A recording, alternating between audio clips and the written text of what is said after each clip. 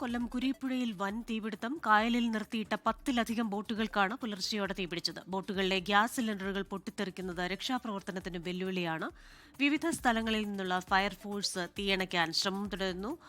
അരുൺരാജ് കൊല്ലത്ത് നിന്ന് ചേരുന്നു.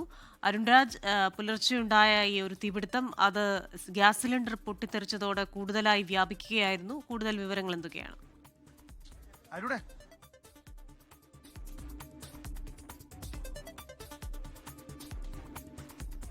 ഇപ്പോൾ തീയണയ്ക്കാനുള്ള വിവിധ മാർഗ്ഗങ്ങൾ ഇപ്പോൾ ഫയർഫോഴ്സ് തേടുകയാണ്. നേരത്തെ നമ്മൾ കണ്ടതുപോലെ അല്പസമയം മുമ്പ് ഈ കായലിലൂടെ അടക്കം ഈ രക്ഷാപ്രവർത്തനത്തിലുള്ള ബോട്ടുകൾ എത്തിച്ചുകൊണ്ടുള്ള ഒരു ദൌത്യമാണ് ഇപ്പോൾ ഫയർഫോഴ്സ് നടത്തിക്കൊണ്ടിരിക്കുന്നത്.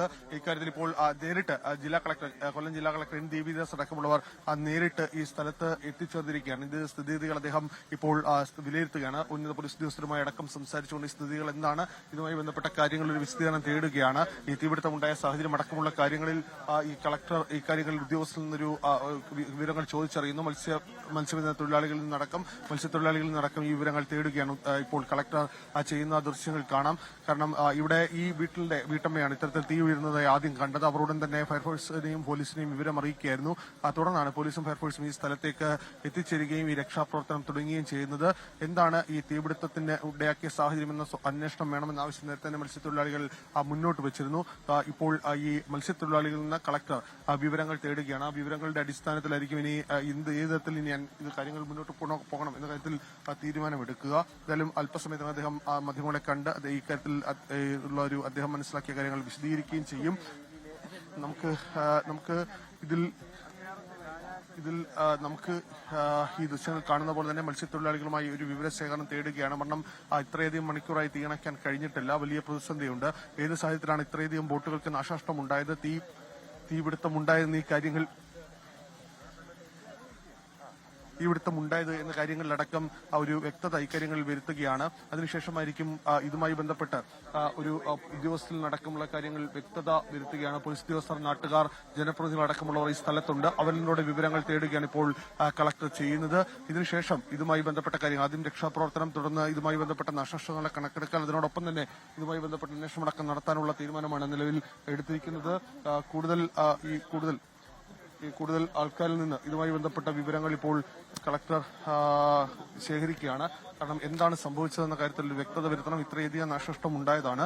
അതുകൊണ്ട് തന്നെ ഇതിൽ എന്താണ് സംഭവിച്ചത് എന്ന കാര്യം ഉദ്യോഗസ്ഥർക്ക് എന്താണ് വിവരം ലഭിച്ചത്, പ്രാഥമികമായി ലഭിക്കുന്ന കാര്യങ്ങൾ, ഇതെല്ലാം അന്വേഷിച്ച ശേഷമായിരിക്കും തുടർന്ന് ഉള്ള പോലീസിന്റെ ഭാഗത്തുനിന്നുള്ള ഇടപെടലും അന്വേഷണവും അടക്കം ഉണ്ടാവുക.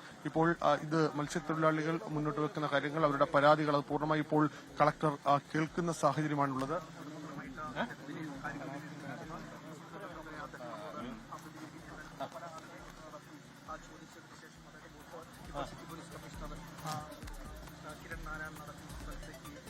സിറ്റി പോലീസ് കമ്മീഷണർ അടക്കമുള്ളവർ ഇപ്പോൾ സ്ഥലത്തേക്ക് എത്തുകയാണ്.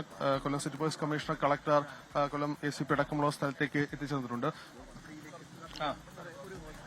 ഇതിപ്പോ ഏതാണ്ട് രാത്രി 2 മണിയോട് കൂടിയിട്ട് തീപിടുത്തം കണ്ടു. ഇവിടെയുള്ള ഇവിടെ ഈ പരിസരത്തുള്ള ഒരു റോബർട്ട്, അദ്ദേഹമാണ് ഇത് കണ്ടത്.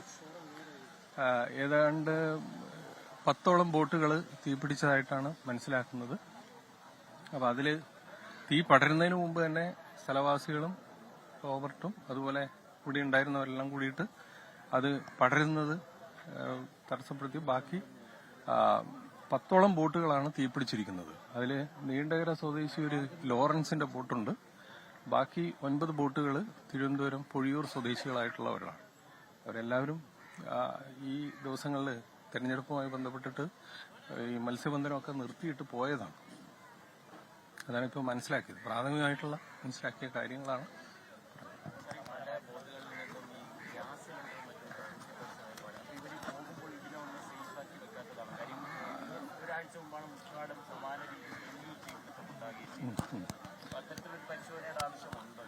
അല്ല, ഇനിയിപ്പോ ആ ഒരു പരിശോധന നടത്തേണ്ടി വരും. കാരണം ഇവിടെ സിലിണ്ടറില് അവരെല്ലാവരും ഈ 2-3 ദിവസം തെരഞ്ഞെടുപ്പുമായിട്ട് ബന്ധപ്പെട്ടിട്ട് മാറി നിൽക്കുന്നതുകൊണ്ട് ഈ സിലിണ്ടറുകളെല്ലാം ഡിസ്കണക്ട് ചെയ്തിട്ടൊക്കെയാണ് പോയിരിക്കുന്നത്. ബോട്ടുടമകളടക്കം ഇതിലൊരു ദുരൂഹത പറയുന്നുണ്ട്. ഒരു സമഗ്രമായ ഒരു അന്വേഷണം ഉണ്ടാവില്ല അല്ലേ? അത് അന്വേഷണം നാശനഷ്ടമാണ് എല്ലാവർക്കും ഉണ്ടായിട്ടുള്ളത്.